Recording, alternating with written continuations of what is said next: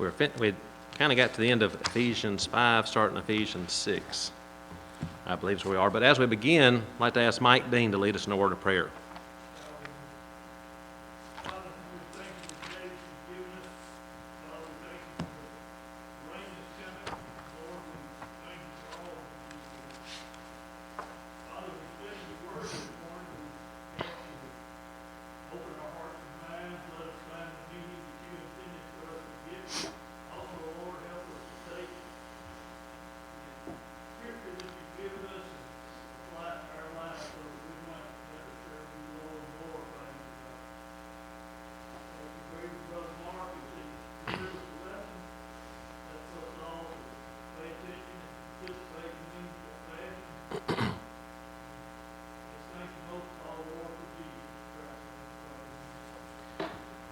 We took the gifts down to Bayou La Battery yesterday, and they were going to give them out this afternoon. They would have rounded up all the kids and let us be there for that. And I said, "There's no need, but they're going to do it this afternoon." But there was a couple of the older boys and one of the girls that were there helping to unload everything, and we put them in a big TJ Maxx type bag that had Christmas decorations, had all their presents down inside there. And we were going to tape the top shut and had forgot to tape the top shut. So as we was getting them out, we were taping them. But before we could tape them, one of those teenage boys taking everyone out and go, "Oh, that's for, yeah, they got what they wanted. Oh, they got," and he was looking for his. I was like, "You stop that right now." But anyway, excited about it. But they'll get theirs today, and they're very, very, very appreciative of that. So they send their thanks to the congregation here. We were looking at Ephesians chapter 5, and we're closing out, and it's talking about Christ in the church and really the marriage relationship, and the husband and the wife relationship. And in verse 22, the wives are to submit to their husbands as to the Lord. But then in verse 23, the husband is the head of the wife, as Christ is also the head of the church, and he is Savior of the body. Just as the church accepted Christ, so let the wives be to their own husbands in everything. But it's not a tyrant type situation. Husbands, love your wives, just as Christ also loved the church and gave himself for her. That's the type of love that's there, sacrificial love, even being willing to die for your wife. To appreciate that relationship. There's a loving relationship that's there, and so he talks about, verse 28, husbands ought to love their own wives as their own bodies. He who loves his wife loves himself. No one ever hated his own flesh, but nourishes and cherishes it, just as the Lord does the church. But then, in verse 31, for this reason a man shall leave his father and mother and be joined to his wife, and the two shall become one flesh. And so there's that leaving of your family. A child grows up and leaves home. Here's a husband and wife. They're married to one another, no longer in subjection to their parents, but they make a new home, a new family. There's still, we'll see in the next today's lesson, there's still respect for those parents, but there's a new home, and there's that joining together that's there, and that oneness that's there. But then in verse 32, and we'll come back to the family in chapter 6, this is a great mystery. But I speak concerning Christ and the church. He said, look, the main point he's making here, he said, I'm talking about Christ's relationship to the church. Now, he's comparing it to the marriage relationship, but he said, I'm trying to get you to understand, if you can understand the marriage relationship and what it's supposed to be, I'm trying to get you to see what Christ's relationship to the church is and the way that it is as well. But he comes back in verse 33 and says, nevertheless, let each one of you in particular so love your own wife as himself, and let the wife see that she respects her husband. He said, now, I'm talking about the church, but at the same time, what I'm saying about the marriage relationship is true, too. Respect the marriage relationship. Respect the relationship of Christ and the church as well. And so that's what we were talking about last week when we closed out. Any thoughts or comments on that? I think there are things that we know. We may not always practice it as we should. It takes effort, and it takes true love to work together with someone and to live together with someone and to build that relationship, and hopefully we all put forth that effort to make our families, our marriages what they should be. We live in a society that just does not comprehend that. That's the problem, is they don't comprehend God. And that's one of the things I'm bringing out in my lesson today is the reason, I mean, we're talking about Jesus, and the reason there's so many problems is because people push Jesus out of their life, out of their home, out of society. I mean, when you push Jesus out, you lose everything, when you lose that respect that's there.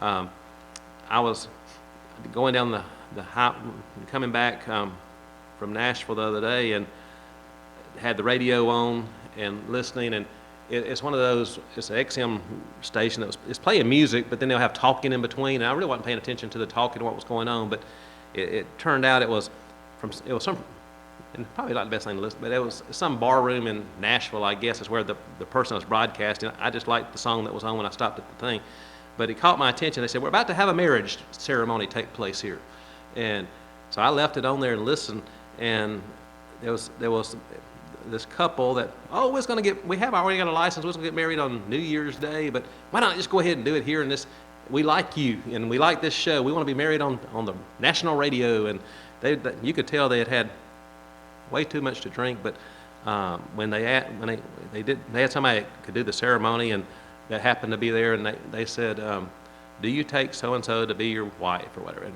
and he goes, he used blank, yeah. And I mean, of course, he didn't say that. I mean, he said something. And it just, at that point, it just kind of deteriorated. And they were just whooping and hollering.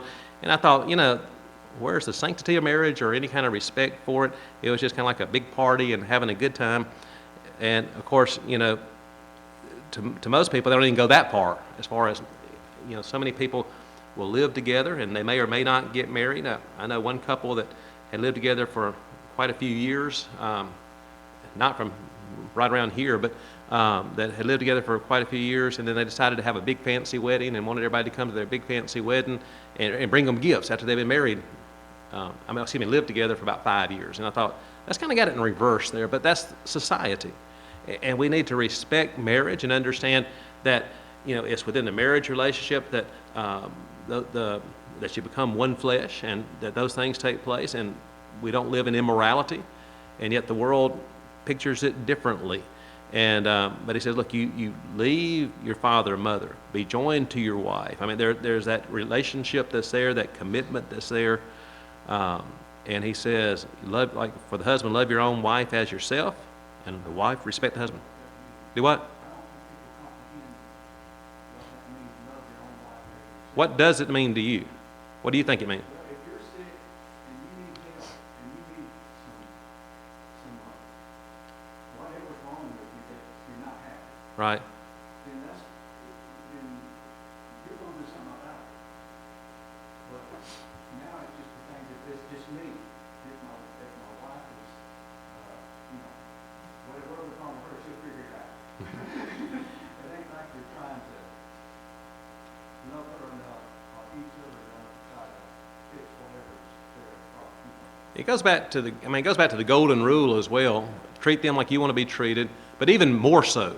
I mean, like you say, you understand, like if you're sick and you want somebody to help you and take care of your needs, but when they are, you need to do the same thing. I mean, it's a two-way street there, and it's a commitment both ways. And that's not just in sickness, but in health as well. Yeah. I think that in verse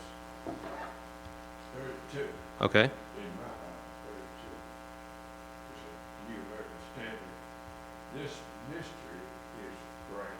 Okay. If people this day and age, or at any time, even when he made a statement, if you can't comprehend that you love your wife or your husband enough to take care of them and think about them first, you'll never comprehend the church and the relationship with Jesus Christ and the church. It's even more intense Right. than what we live through in human form. But people don't take the marriage relationship seriously, and in turn, they don't take the relationship with Christ seriously. I mean, but like you say, if we can comprehend what marriage should be like, it helps us to comprehend the depth of. Yeah, that's why it's a mystery to most people. Right.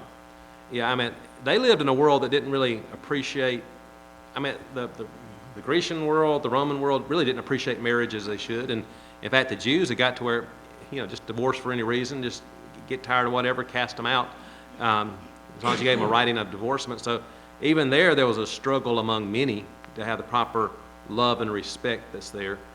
And if you don't, like I say, if you don't comprehend that, then you don't really comprehend Christ in the church. But he said it's a mystery, but it's one that can be, just like the mystery of Jew and Gentile salvation in Christ can be revealed, that mystery's been revealed as well. But other thoughts? I mean, we need to instill within our young people, to take those relationships seriously. So many do not. And the best way to instill that in them is to show it in your life. And I told you, I think a couple of weeks ago, about talking to my niece that's 13 that lives up in Trussville. And I said something about, to mention about Jimmy and Bobby P being married, 65 years, I think. And she just looked at me and she said, is it because they love each other or because they just feel like they got to stick it out? And I said, you're 13 and that's cynical. And she goes, well, you should talk to my friends at school. I mean, she had seen it around. I mean, her parents are fine and doing well, but a lot of her friends have situations where there's not that love in the home, and some where they're sticking, and even at her young age, she saw that. And I said, from all indications, it's from love, I think, So, but anyway, I said that's the way it needs to be for you too. But it's sad that people see that and live that. But he said, understand it's important to build your relationship in the home. It's important to build your relationship with Christ. I mean, he said that's the main thing he's talking about is your relationship to Christ. But you got to make those other relationships what they should be to make that relationship what it should be. Other thoughts? That's the way TV today is telling people that are not Christians what the world expects you to live like. Right. That's what we got the problems that we do. We got Hollywood swapping wives every year and seeing how glamorous they live. And then you got the gays showing how glamorous it is to be and how open we are. And then no Christianity at all. Yeah, you talk about some of that. They try to show how glamorous it is, but every once in a while you get that facade peeled back, and you can see what's really there. I mean, you see some of the lives that they really are living. It's not. But whatever the case may be, like you say, that's shoved down our throats. Not just we're talking about the thing about males and females and who you are. I mean, that's something there, or gays and all. But even with traditional marriage, that's pushed to the side. And in fact, on a lot of shows, anybody that claims to be a Christian is looked at as being a nut, or or very biased, prejudiced people. Yeah, that's true. And we are a peculiar people, supposed to be. And when they show that, they're really contrasting and showing where they are versus where they should be. When you open up chapter 6, it's still going into the family and then other relationships as well. It's going to go within, we have husband-wife relationship, parent-child relationship, then it's going to get into work relationships. I mean, they would have servant, slave and master. You could just bring this over into the workplace and whatever relationships we have. But when it comes to children obey your parents in the Lord, for this is right. And that's the way it's always been, isn't it? Since the very beginning, you see that under the Old Covenant. He talks about one of the things that, honor your father and mother, which is the first commandment with promise. And we'll talk about that promise in a moment. But the obedience of children to their parents. He said this is a right thing to do. In what way are children to obey their parents? You got Christian parents, a certain example, and you need to Yeah. pay attention to the example. Yes, it's in the Lord, doesn't it? I mean, like in other words, if your parents are, if you're in a home and your parents are trying to get you to do things you should not do and live like you shouldn't live, I see parents that just can't wait till their child gets old enough they can take them out for their first legal drink or whatever. Just all excited about. And I'm thinking, how in the world, and some don't wait till it's legal. They just provide it, and we're watching over them and letting them drink at home or what, and that's just one example. But I mean, there's things that you can see your parents lie, cheat, steal. You can see your parents use language they shouldn't use or do things they shouldn't do. Don't mimic that. Or if a parent's trying to force you as a child to do something that's sinful or wrong, I mean, of course you don't do that. But the attitude should be that it should be that I'm going to obey my parents. And most parents some may not be the best parents, but most of them want the best for their children. And but a Christian parent should strive to be the best parent they could be and make it where it's easier for their children to obey them. But there's a respect for authority in the home. Children respecting their parents. Do we have that in the home in general in our society today? We don't, do we? In fact, Our society punishes parents who do put discipline in. that's true. I mean, yeah, when you and I understand there's a difference between abuse and discipline, but proper discipline. I mean, talking about what they call corporal punishment when you spank a child, and people will just go into all kinds of fits over, how dare you? In fact, some will say, if you set your child in the corner to think about it for a while, or to calm down, or send them to a room, you'll hurt their self-esteem. And I was thinking sometimes their self-esteem may need a little. Ego needs a little bruising along the way. They need to learn respect there. But even in some of the children's toys and some of the children's TV shows and all, they're encouraging children in the school system. They're encouraging children to make decisions behind their parents' back, very important life-changing decisions, and to do things without. And they help them to do things without their parents knowing it. He says, no, children, obey your parents. I mean, there's a respect for the authority in the home. As a child, you think sometimes your parents are old-fashioned. They might be. You think that they don't know anything. You might be surprised how much they do know. And, a parent's greatest joy sometimes is when later in life a child comes back and says, you were right. I say, can we write this date down? I just want one time that I was right. But and sometimes parents can be wrong. But at the same time, we respect that authority within the home. Why is it important to respect the authority within the home? Well, if you're using that talk to parents to be, Right.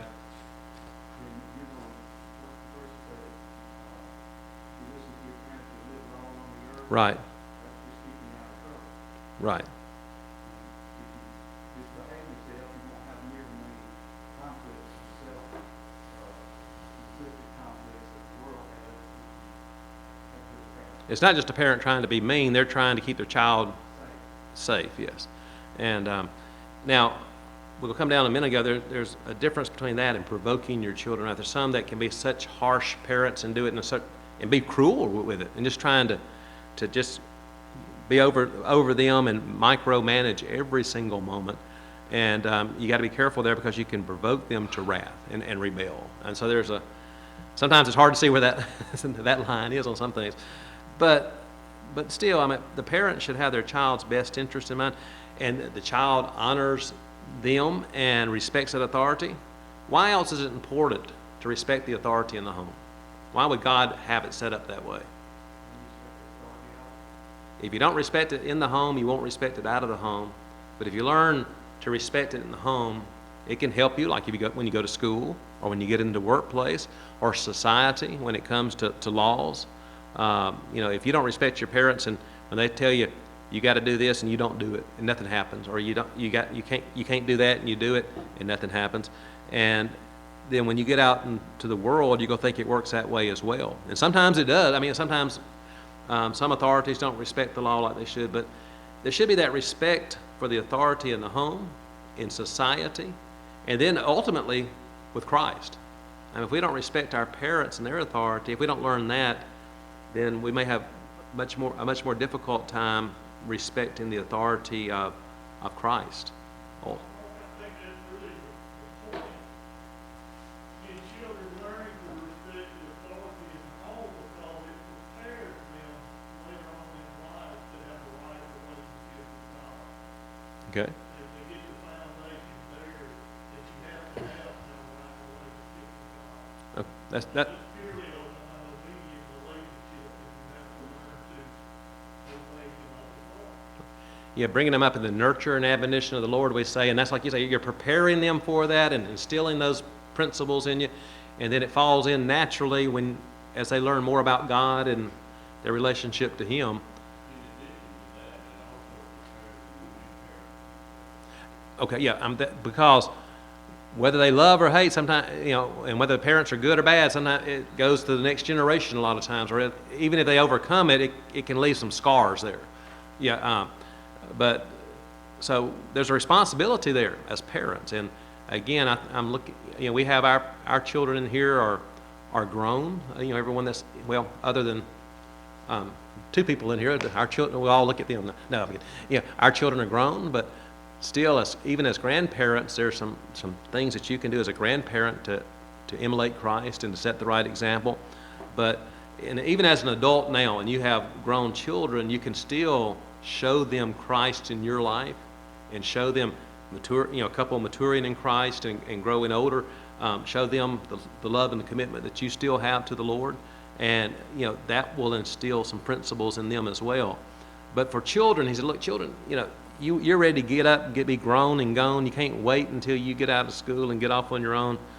But realize in the meantime, there's obedience to your parents in the Lord. This is right. This is the way God intended for it to be. And like Mike said, it's good parents trying to instill those principles in them and to ultimately lead them to Christ.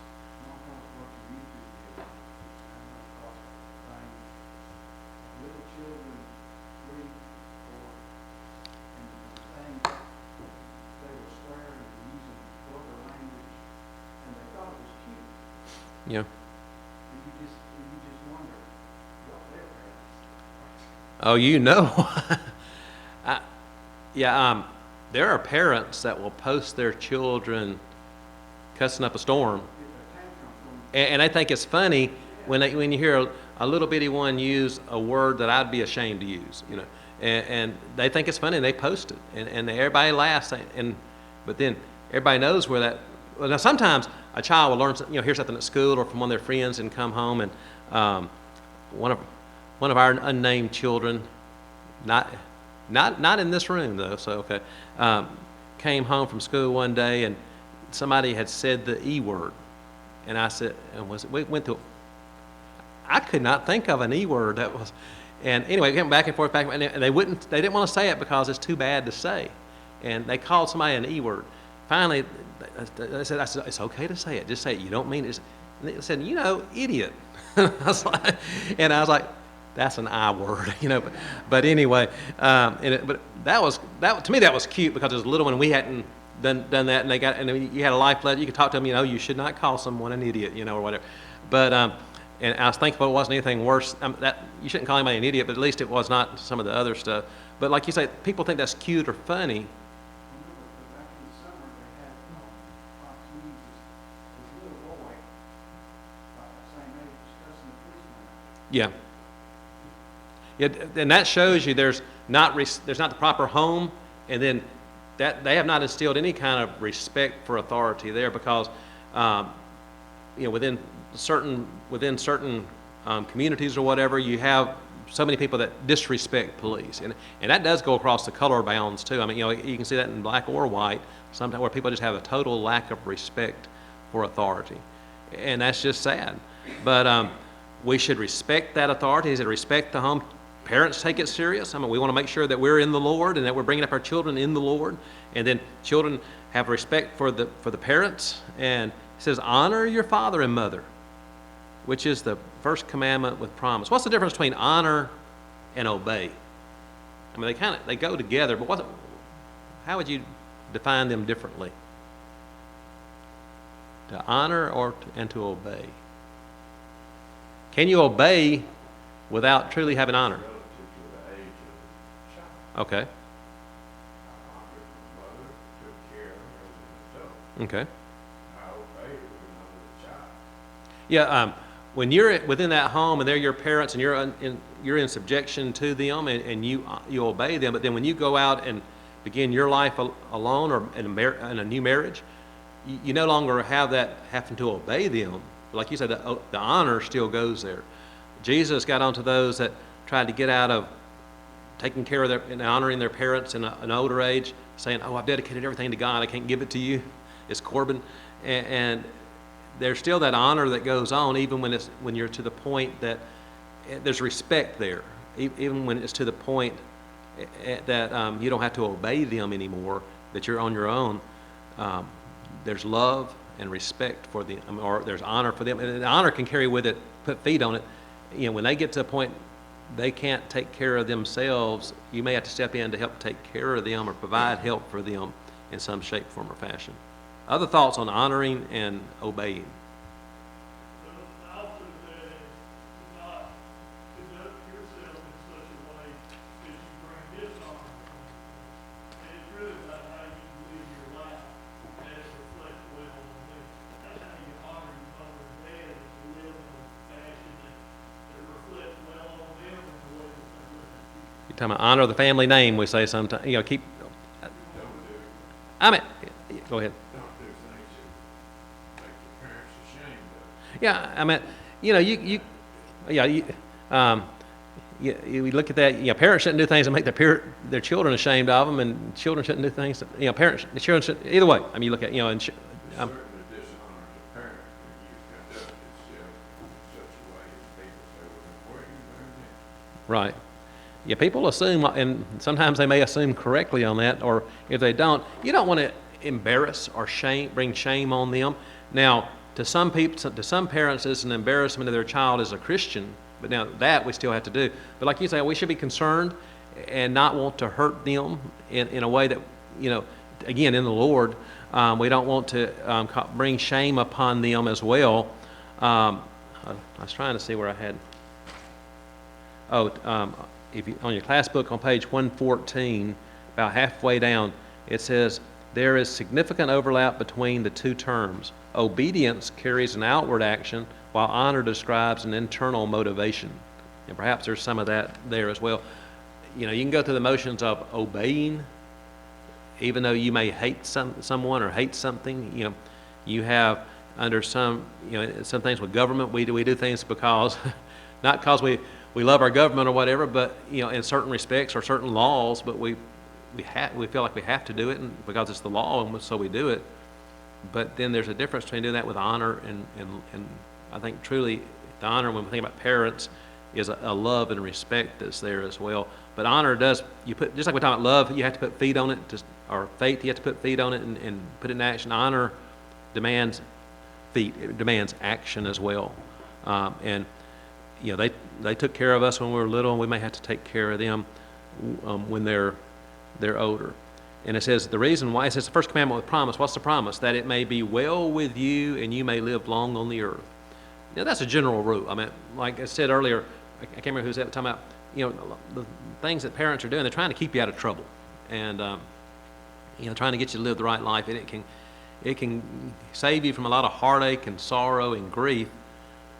It doesn't mean that if you obey your parents that you're automatically going to live a long life, but the general rule is you'll stay out of a lot of things that would cause you not to have a long life. But that's the rule, the principle that's there. And that was in the old law, that it was spelled out that way, and it's in the new covenant as well. And he says, look, you know, it's God's command, but there's some blessings in it. Look at it from the big picture. You know, your parents love you and they want the best for you. And they may be imperfect at times, but they're trying to keep you out of trouble. And so you have the honor and love and respect there for the authority and for them as your parents. And God says, look, there's a blessing that goes with it too. I mean, there's a blessing. It will help you in your life. Verse 4, and you fathers, do not provoke your children to wrath, but bring them up in the training and admonition of the Lord. How can you provoke your children to wrath?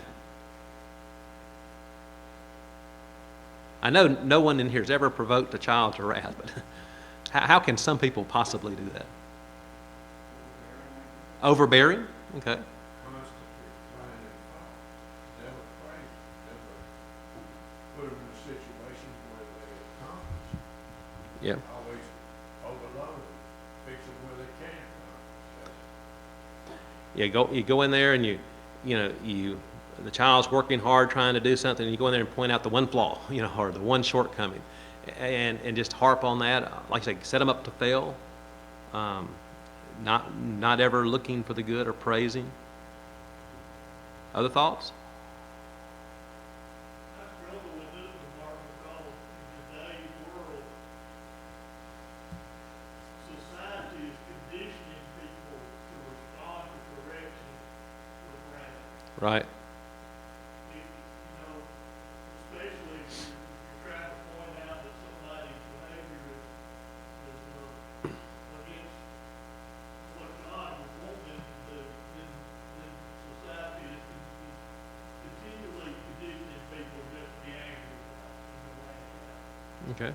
So correct one of your children in today's world around certain issues without provoking that anger is on how do you address the issue. I thought about that as well, because in today's society, any correction is abuse. It seems like almost. That's the way that people are. Just a reason for the child can strike back, and everybody say, "Oh, that child, you shouldn't tell that child what to do or act to that." It doesn't take much anymore. for No. people to just, if you point out that they're wrong, then instead of asking you to explain why they're wrong,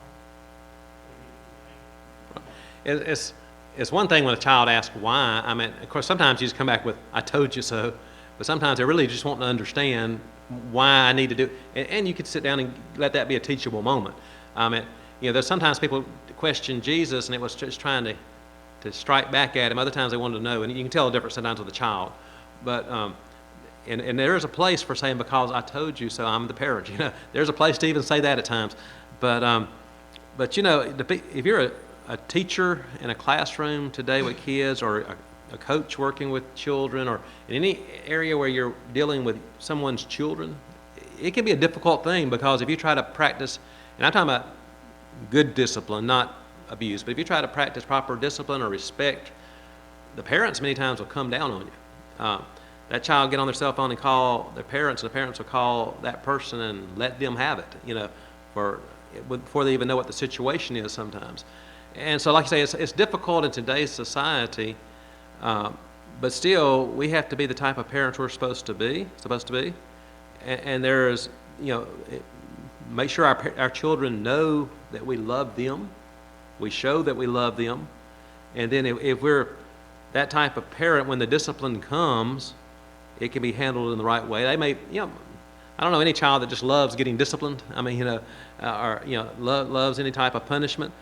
But at the same time, and they may have a little bit of angry snap back to begin with, but if it's the right type of home, they can get over that and learn from it, and ultimately respect. I can remember growing up at times, there was a few issues had at times with my parents, and I got pretty mad at times, but ultimately did what they told me to do, because that was an authority.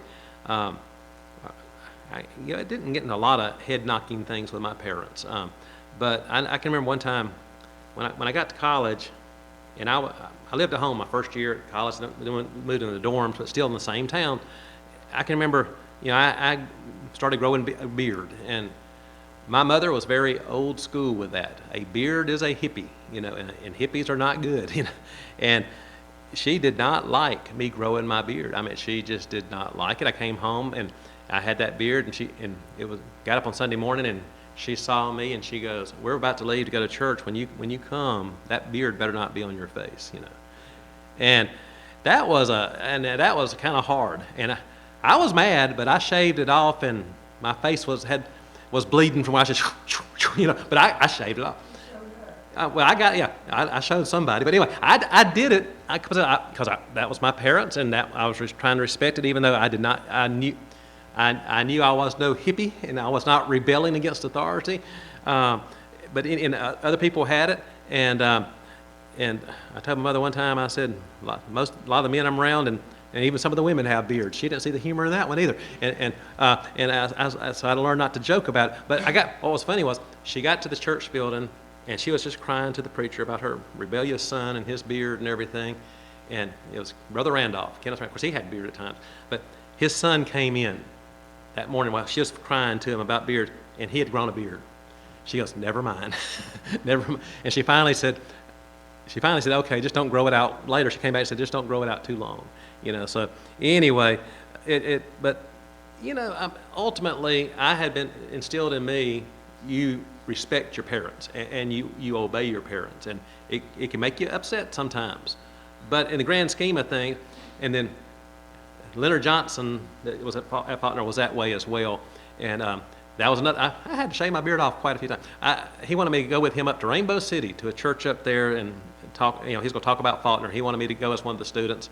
And he said, and this was like on a Friday, and he goes, we'll leave here at, I forgot how early, in the wee hours of the morning on Sunday morning. And he goes, of course you'll have your beard gone by then. And with him, that was it. And my mother, he was one that did their marriage ceremony, introduced my parents, and that was another time my beard came off. So it kind of went back and forth. But anyway, but there's the respect for authority there, and a love for certain people as well. That sometimes you'll do some things that maybe you don't feel like you have to, but you do it. And that's just a mild example. I tell people I'm hiding ugly now, and somebody tell me you're not doing too good a job. But whatever the case may be, society has changed in some things. We're a more casual society. There's good things about that in some regards, maybe not so good in others. But still, within the home, you got to have that proper respect. But society teaches you not, that any type of correction's tough. But you try to walk that line of, I'm trying to bring my child up right. I'm bringing them up in the training and admonition of the Lord. I'm trying to get them to do the right thing. That's my focus. It's not just to prove to them I'm your boss, or I can keep you under my thumb, or I can show you who's right, or whatever. It's not that type of attitude like a tyrant. You're not trying to provoke your children to wrath. You're trying to bring them up right. And that attitude can make a difference. People say, like when we're talking about reaching the lost, people don't care how much you know till they know how much you care.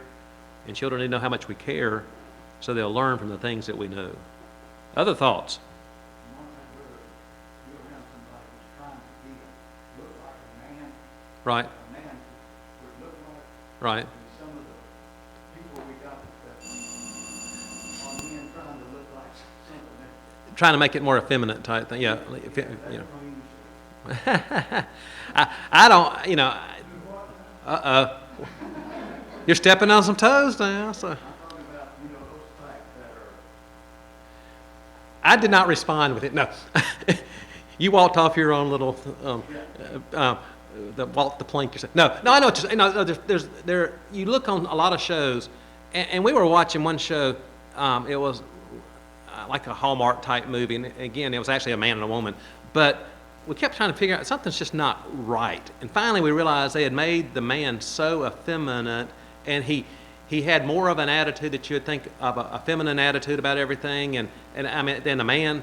And they had just taken away anything masculine about him at all. They had taken away, not just in his looks, but in his speech, in his mannerisms, everything.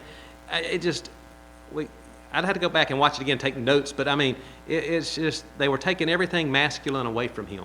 That's what I meant, Brother Eric. But whether you have a beard, you can be clean shaven and still be masculine, right? Well, what I'm saying, He's not going to say. No. being a man, having a beard is just part of being a man. Okay. Yeah, if you have a beard, that's part of it. You're digging a hole deep. Can you be a man and be clean shaven? Okay, that's all we had to. And you have a sharp razor. If Harry wants to come over, you can help shave him. That clean shaven man, it's a man. Okay.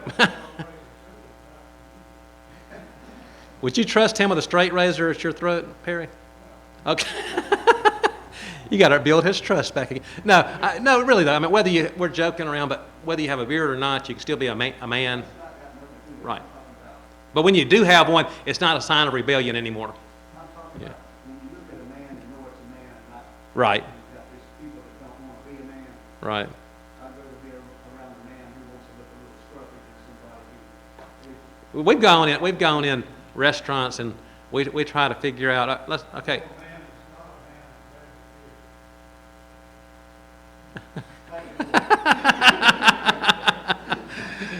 I think he just, I'm not even going to encourage it. I'm just going to keep, anyway. No, but I mean, we've gone in restaurants before and you try to figure out whether your waiter is a waitress or a waiter and you can't, I mean, you just don't, I mean, you cannot figure it out.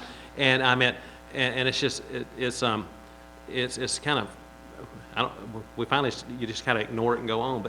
But I mean, we live where everything's been blurred, kind of. I don't know how we got off, but I mean, yeah, as my beard story, I guess.